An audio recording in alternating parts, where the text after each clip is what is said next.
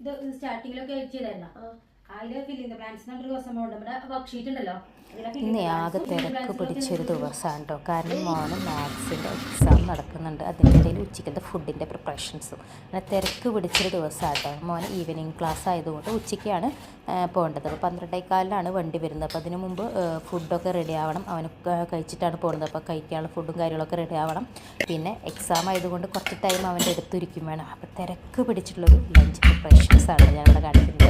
അപ്പോൾ ഞാനിന്ന് കായ ഉപ്പേരിയും ചിക്കൻ കറിയും ചോറും സാലഡാണ് ഉണ്ടാക്കുന്നത്. അപ്പോൾ കായ ഉപ്പേരിക്ക് വേണ്ടിയിട്ട് ഞാൻ കായയിൽ മഞ്ഞൾപ്പൊടി ഉപ്പും വെള്ളം ഒഴിച്ചിട്ട് അത് അടച്ചു വെച്ച് വേവിക്കാനായിട്ട് മാറ്റി വെച്ചിട്ടുണ്ട്.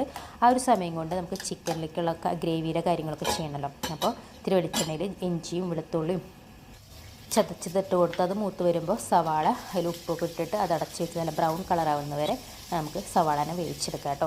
ആ ഒരു ടൈം കൊണ്ട് ഞാൻ അവൻ്റെ അടുത്ത് പോലും അവനെ പഠിപ്പിക്കലും കാര്യങ്ങളൊക്കെ ചെയ്യുന്നുണ്ട് കേട്ടോ.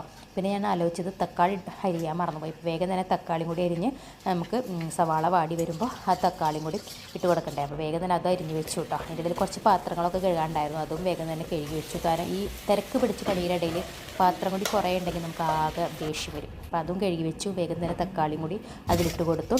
തക്കാളി നല്ലമാതിരി കുഴമ്പ് രൂപത്തിലാവട്ടെ കേട്ടോ. ആ സമയം കൊണ്ട് നമുക്ക് സാലഡിനുള്ള വെജിറ്റബിൾസ് ഫുള്ളും വെള്ളത്തിലിട്ട് വയ്ക്കണം കേട്ടോ. അപ്പോൾ ഞാൻ കുക്കുംബറും ക്യാരറ്റും ലെറ്റ്യൂസാണ് അത് വെള്ളത്തിലിട്ട് വെച്ചിട്ടുണ്ട്.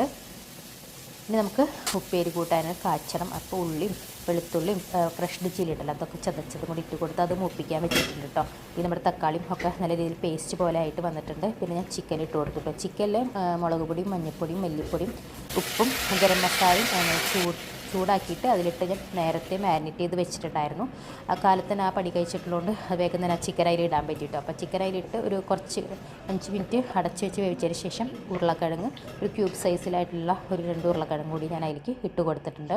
ഇനി അത് ആവട്ടെ. ആ ഒരു സമയം കൊണ്ട് ചോറായിട്ടുണ്ട് കേട്ടോ. അപ്പോൾ വേഗം തന്നെ ചോറ് ഊറ്റൽ പരിപാടി തുടങ്ങാമെന്ന് ചോദിച്ചു. അപ്പോൾ ചോറ് വേഗം തന്നെ ഊറ്റി ചിക്കനും അതിൻ്റെ ഇടയിൽ റെഡി ആയിട്ടുണ്ട് കേട്ടോ.